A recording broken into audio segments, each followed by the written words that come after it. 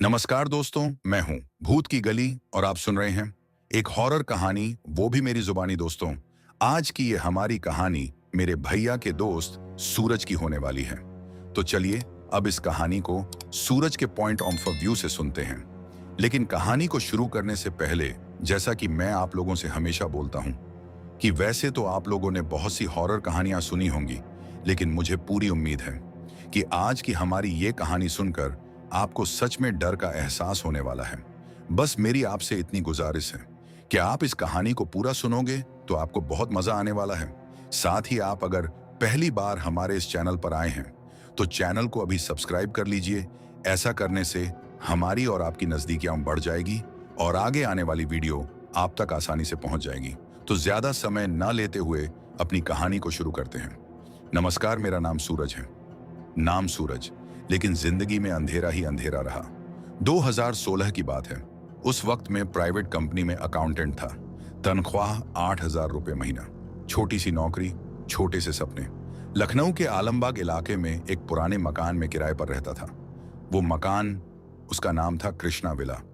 पुराना मकान था, कम से कम 40 से 50 साल पुराना। 3 मंजिला। ऊपर की मंजिल पर मैं रहता था। चौथी मंजिल वो तो थी ही नहीं। मकान सिर्फ 3 मंजिल का था। लेकिन उस रात मैंने चौथी मंजिल देखी थी। पर वो बात की बात है। मकान के मालिक थे शर्मा जी, बुजुर्ग आदमी, 70 साल के करीब। उन्होंने मुझे किराए पर कमरा दिया था। उनका अपना परिवार नीचे वाली मंजिल में रहता था। पहली मंजिल पर उनका बेटा रहता था। दूसरी मंजिल खाली थी। तीसरी मंजिल पर मैं रहता था। मेरे साथ रहता था मेरा दोस्त राजेश, कॉलेज का दोस्त था। उसकी भी नौकरी लग गई थी लखनऊ में। सोचा साथ रहेंगे तो किराया भी बढ़ जाएगा, अकेलापन भी नहीं रहेगा। तीसरी मंजिल पर हमारे 2 कमरे थे। एक मैं लेता था, एक राजेश लेता था। बीच में एक छोटा सा हॉल था, एक किचन था, एक टॉयलेट था। छोटा सा सेटअप, लेकिन चल जाता था। नीचे वाली मंजिल पर रहते थे संतोष भैया। उनकी उम्र 60 साल के करीब थी। बहुत अच्छे इंसान थे। रिटायर्ड थे सरकारी नौकरी से। उनकी पत्नी का देहांत हो गया था 5 साल पहले।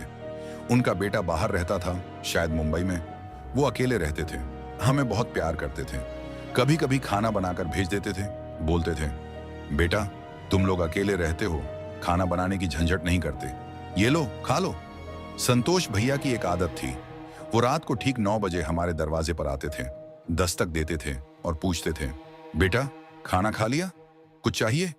रोजाना बिना नागा 9 बजते ही दरवाजे पर दस्तक। हम उनके इस रूटीन के आदी हो गए थे। उस दिन रविवार था, 12 दिसंबर 2016। तेज बारिश हो रही थी। सुबह से ही बादल छाए हुए थे। दोपहर तक तो ठीक था, लेकिन शाम होते होते बारिश ने जोर पकड़ लिया। राजेश ने एक दिन पहले कहा था, यार सूरज, मुझे गांव जाना है, मेरी बहन की शादी है, 4 से 5 दिन का लीव ले लिया है, तू अकेला रहेगा, संभल के रहना। मैंने कहा था, जा भाई मजे कर, मैं अकेला ही क्या, संतोष भैया है नीचे, चिंता मत कर। राजेश गया, मैं अकेला रह गया। उस रविवार को मैं देर तक सोया। सुबह 11 बजे उठा। बारिश हो रही थी, बाहर निकलने का मन नहीं था। मैगी बनाई, खाई, फिर वापस बिस्तर पर लेट गया। मोबाइल चला रहा था, फेसबुक स्क्रॉल कर रहा था, व्हाट्सएप पर स्टेटस देख रहा था, यूट्यूब पर वीडियो देख रहा था। कुछ खास काम नहीं था। बोरियत अपने चरम पर थी। बारिश की आवाज एक अलग ही माहौल बना रही थी। छत पर पानी गिरने की आवाज, खिड़कियों के शीशों पर टकराती बूंदें और कभी कभार बिजली कड़कने की आवाज। वक्त करीब शाम के 5 बजे रहे होंगे। बारिश और तेज हो गई थी। बाहर अंधेरा छाने लगा था। हालांकि अभी शाम ही थी। तभी अचानक मेरे कमरे की लाइट चली गई। अंधेरा छा गया कमरे में। मैंने सोचा शायद बल्ब खराब हो गया। पुराना मकान था, बिजली के तार भी पुराने थे। अक्सर बल्ब जल जाते थे या फ्यूज उड़ जाता था, लेकिन 2 सेकंड बाद लाइट वापस आ गई। ठीक है, शॉर्ट सर्किट रहा होगा, मैंने मन ही मन कहा। मैंने ध्यान नहीं दिया, वापस मोबाइल देखने लगा। तभी दरवाजे पर हल्की सी खटखट हुई।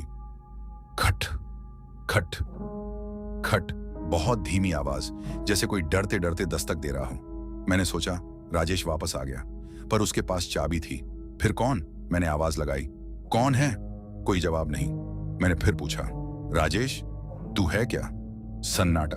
मैंने सोचा शायद बारिश की आवाज में कुछ सुनाई दिया या पड़ोसी के दरवाजे की आवाज होगी, या फिर संतोष भैया ने दस्तक दी हो और मुझे लगा कि मेरे दरवाजे पर है।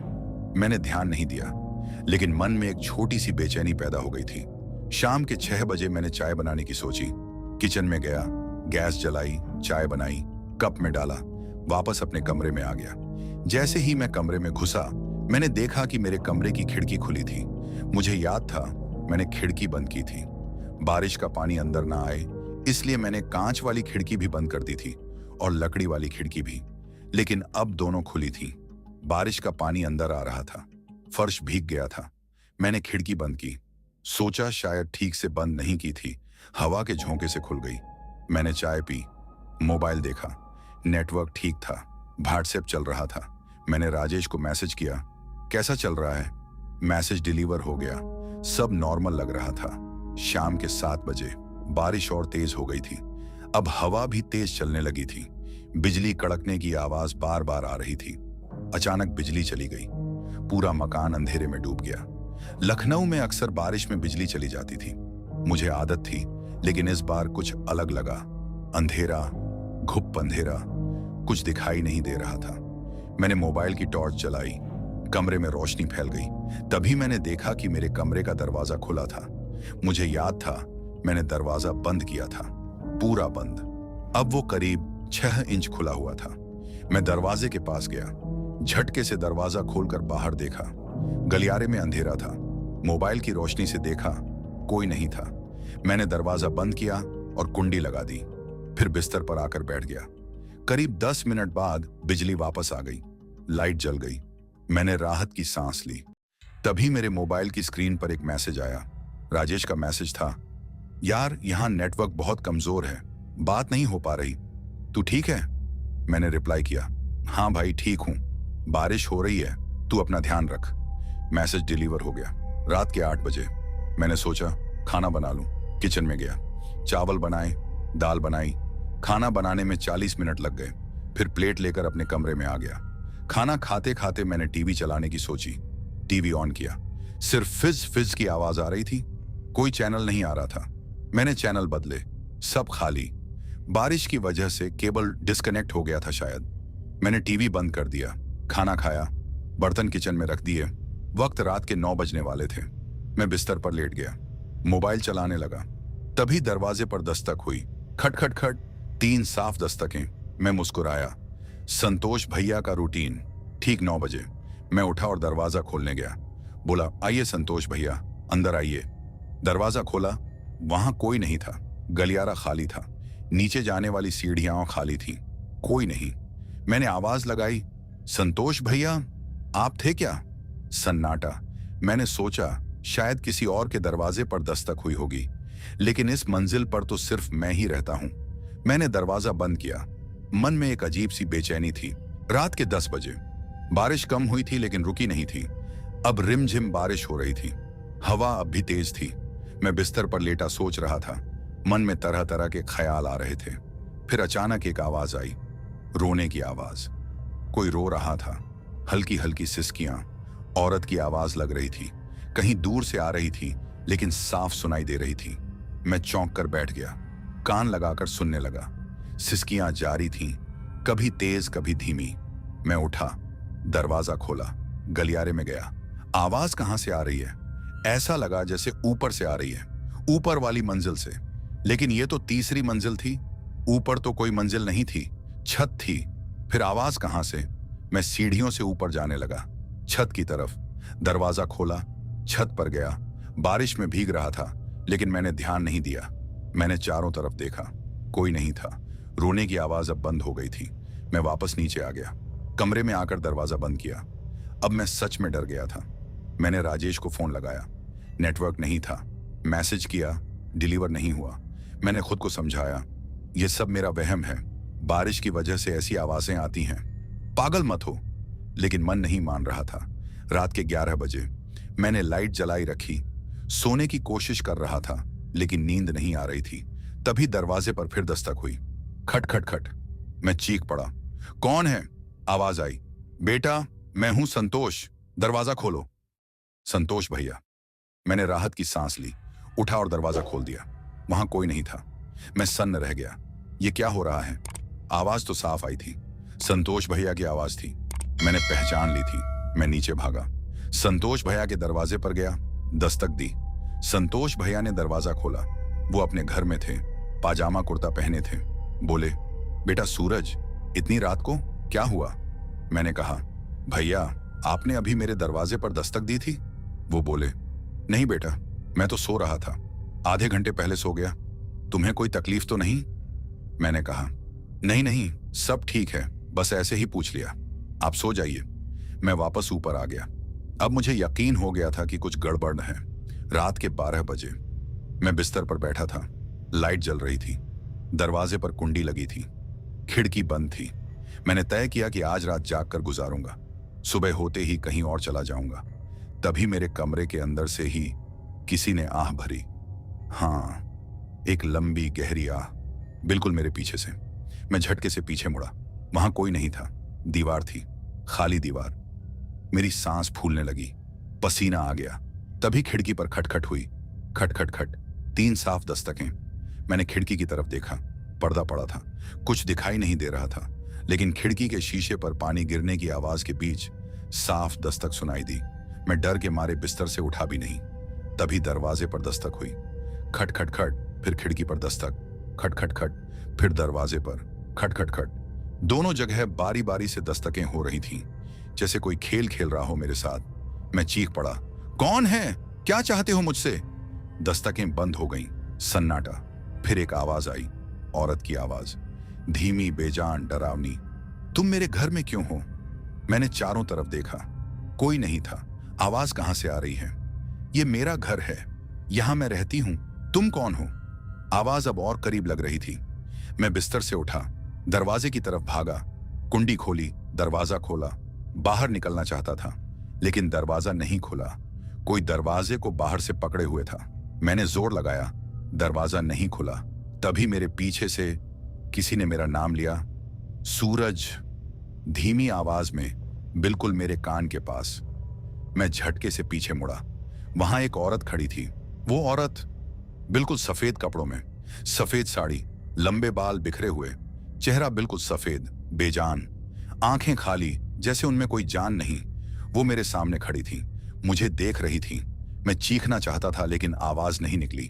वो धीरे धीरे मेरी तरफ बढ़ी। 1 कदम, 2 कदम, 3 कदम। मैं पीछे हटा, दरवाजे से सट गया। वो रुकी, बोली, डरो मत, मैं तुम्हें कुछ नहीं करूंगी। उसकी आवाज बिल्कुल बेजान, सपाट, जैसे किसी मृत इंसान की आवाज हो। मैंने हिम्मत करके पूछा, तुम कौन हो? वो बोली, मैं यहां रहती थी, बहुत साल पहले, ये मेरा घर था। मैंने कहा, अब कहां हो? वो बोली, अब मैं यहीं हूं, कभी गई ही नहीं। मेरे रोंगटे खड़े हो गए। उसने आगे कहा, तुम्हारे पहले भी कई लोग आए, सब चले गए, मैं यहीं रही, तुम भी चले जाओगे, मैं यहीं रहूंगी। मैंने कहा, तुम चाहती क्या हो मुझसे? वो मुस्कुराई। उस मुस्कान में कोई खुशी नहीं थी, बस एक खालीपन था। बोली, कुछ नहीं, बस इतना कि तुम जान लो कि तुम अकेले नहीं हो। मैं हूं, हमेशा से हूं, हमेशा रहूंगी। और फिर वो गायब हो गई, बस यूं जैसे हवा में घुल गई हो मेरे सामने से। मैंने अपनी आंखें मली, वो नहीं थी। मैं दरवाजा खोलकर बाहर भागा, सीढ़ियों से नीचे उतरा, संतोष भैया के दरवाजे पर जोर जोर से दस्तक दी। संतोष भैया, संतोष भैया, दरवाजा खोलो। 5 मिनट बाद दरवाजा खुला। संतोष भैया थे। उनका चेहरा देखकर लगा कि वो डरे हुए हैं। बोले, बेटा क्या हुआ, इतनी रात को? मैंने हाँफते हुए कहा, भैया वहां ऊपर एक औरत सफेद कपड़ों में। संतोष भैया का चेहरा देखते ही बना, वो पीले पड़ गए। बोले, अंदर आओ बेटा, पहले अंदर आओ। मैं संतोष भैया के कमरे में गया। उन्होंने मुझे बैठाया, पानी पिलाया। फिर वो बोले, बेटा मैं तुम्हें एक बात बताने वाला हूं। ये बात मैंने किसी को नहीं बताई थी, लेकिन अब बतानी पड़ेगी। मैंने कहा, क्या बात भैया? वो बोले, ये मकान, इसकी एक कहानी है। करीब 20 साल पहले की बात है। इसी मकान में एक लड़की रहती थी, बहुत सुंदर, बहुत अच्छी। उसकी शादी तय हुई थी, लेकिन शादी से 1 हफ्ते पहले उसके मंगेतर का एक्सीडेंट हो गया, वो मर गया। मैं चुपचाप सुनता रहा। उस लड़की का दिमाग खराब हो गया, वो पागल हो गई। वो रात रात भर रोती थी, उसकी आवाज पूरे मकान में गूंजती थी। फिर एक दिन उसने फांसी लगा ली, उसी कमरे में जहां तुम रहते हो। मेरे होश उड़ गए। संतोष भैया ने आगे कहा, उसके बाद से कई लोगों ने उसे देखा है। रात में, बारिश की रातों में वो दिख जाती है, सफेद कपड़ों में। मैंने भी देखा है एक बार। उस दिन के बाद मैंने कसम खाई कि मैं रात में कभी ऊपर नहीं जाऊंगा। मैंने कहा, भैया आपने मुझे पहले क्यों नहीं बताया? वो बोले, बेटा अगर बता देता तो तुम किराए पर लेते। और मैंने सोचा सब झूठ होगा, पुरानी बातें हैं, लेकिन आज तुमने देखा तो समझ गया कि वो सच है। मैंने कहा, अब क्या करूं भैया? वो बोले, कल सुबह यहां से निकल जाओ, दूसरा मकान देख लो, यहां मत रहो। मैंने कहा, लेकिन रात तो काटनी पड़ेगी। संतोष भैया बोले, आज रात तुम यहीं रहो मेरे साथ, सुबह जाना। मैंने सोचा ठीक है यहीं रह लेता हूं, लेकिन तभी मेरे मोबाइल पर एक मैसेज आया, राजेश का। यार सूरज, मैं वापस आ रहा हूं, शादी कैंसिल हो गई, सुबह 4 बजे तक पहुंच जाऊंगा, तू सो जा। मैंने सोचा अब तो राजेश भी आ रहा है, कल सुबह मिलकर तय करेंगे कि क्या करना है। मैंने संतोष भैया से कहा, भैया मैं ऊपर जाता हूं, राजेश आ रहा है सुबह, उसे बताना होगा। संतोष भैया बोले, मत जाओ बेटा, यहीं रहो। लेकिन मैं जिद पर था। मैंने सोचा अब तो वो औरत आ चुकी है, डरने की क्या बात है, और राजेश को भी तो बताना है।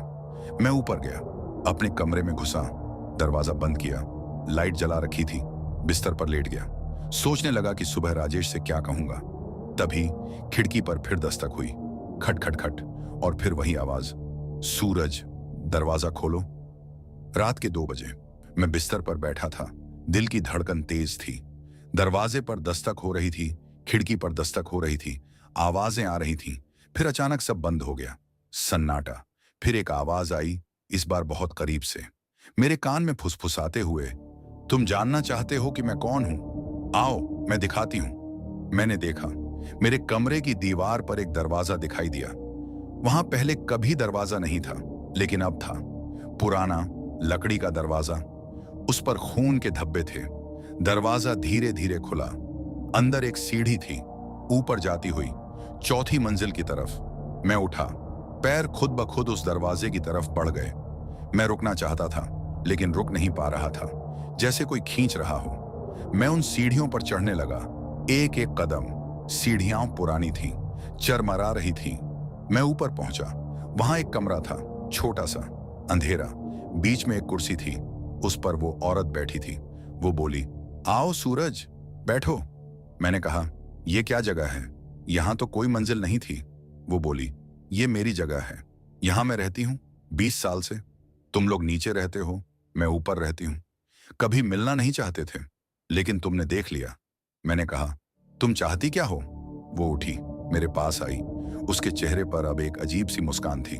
बोली, मैं चाहती हूं कि तुम मेरी कहानी सुनो। 20 साल से कोई नहीं सुनता, तुम सुनोगे? मैंने सिर हिलाया। वो बोली, मेरा नाम राधा था, मैं इसी मकान में रहती थी, मेरी शादी तय हुई थी, मैं बहुत खुश थी। लेकिन एक दिन पता चला कि मेरा मंगेतर मुझे धोखा दे रहा है। उसकी किसी और से शादी तय हो चुकी थी, मुझसे सिर्फ समय बर्बाद कर रहा था। उसकी आंखों में आंसू आ गए। मैंने उसी दिन फांसी लगा ली, इसी कमरे में। लेकिन मरने के बाद भी मैं यहीं रह गई, जाने नहीं दिया मुझे, शायद इसलिए कि मेरी कहानी अधूरी थी।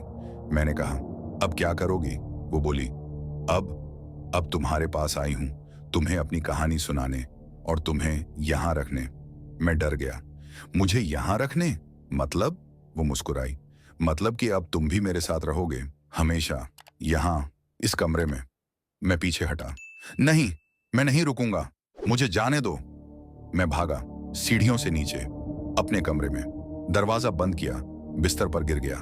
सांसें तेज चल रही थीं। तभी मेरी आंख खुली, मेरी आंख खुली। मैं अपने कमरे में था, बिस्तर पर लेटा था। सुबह की धूप खिड़की से आ रही थी। मैंने चारों तरफ देखा, सब नॉर्मल था। दरवाजा बंद था, खिड़की बंद थी, लाइट जल रही थी। मैंने राहत की सांस ली। सपना था, बस एक डरावना सपना।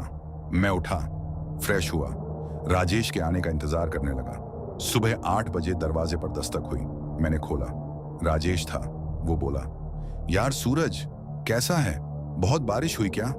मैंने कहा, हाँ भाई, बहुत तेज बारिश थी। अंदर आ। राजेश अंदर आया, अपना बैग रखा, फिर बोला, यार तू ठीक तो है? तेरा चेहरा पीला पड़ गया है। मैंने कहा, हाँ ठीक हूं, रात ठीक से नींद नहीं आई। हम बातें करने लगे। मैंने उसे रात की घटनाओं के बारे में बताया, संतोष भैया के बारे में बताया, उस औरत के बारे में बताया।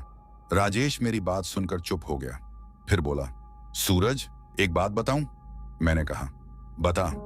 वो बोला, संतोष भैया तो 3 साल पहले मर गए थे हार्ट अटैक से। मैं चौंक गया। क्या? वो बोला, हाँ यार, तू भूल गया? तभी तो ये मकान खाली था इतने दिनों तक। हमने किराए पर लिया, तब भी ये मकान 2 साल से खाली पड़ा था। मैंने तुझे बताया था। मेरे पैरों तले जमीन खिसक गई।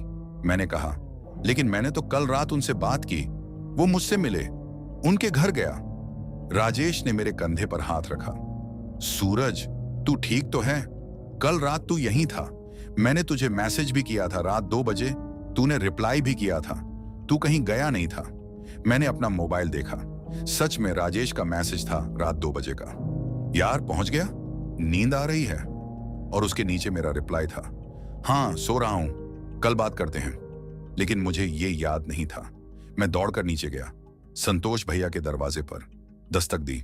दरवाजा खुला, एक और आदमी था, अनजान। मैंने कहा, संतोष भैया? वो आदमी बोला, कौन संतोष? यहां तो मैं रहता हूं, नया किराएदार हूं, 1 महीना हुआ है। मैं सन्न रह गया, ऊपर गया। राजेश से बोला, यार मुझे लगता है मैं पागल हो रहा हूं। राजेश बोला, चल तुझे डॉक्टर के पास ले चलता हूं। हम डॉक्टर के पास गए। डॉक्टर ने मेरी बात सुनी, फिर कुछ टेस्ट किए। डॉक्टर बोले, तुम्हें एंजाइटी डिसऑर्डर है। मेंटल स्ट्रेस की वजह से तुम्हें ऐसे विजुअल्स आ रहे हैं। ये सब तुम्हारे दिमाग की उपज है, कोई भूत प्रेत नहीं है। उन्होंने कुछ दवाइयां दी, कहा आराम करो, तनाव मत लो, सब ठीक हो जाएगा। हम वापस मकान पर आ गए। राजेश बोला, देखा, मैंने कहा था तू मेंटली डिस्टर्ब है, चिंता मत कर, मैं हूं तेरे साथ। मैंने दवाई खाई, कुछ दिन आराम किया, धीरे धीरे ठीक होने लगा। 1 महीना बीत गया, सब नॉर्मल था। रात को कोई दस्तक नहीं, कोई औरत नहीं, कोई आवाज नहीं। मैंने सोचा सच में मेरा दिमाग खराब हो गया था। लेकिन फिर एक दिन राजेश ऑफिस गया हुआ था, मैं अकेला था। शाम के 5 बजे थे, बारिश नहीं हो रही थी, धूप खिली हुई थी। मैं कमरे में बैठा था। अचानक मेरी नजर दीवार पर पड़ी।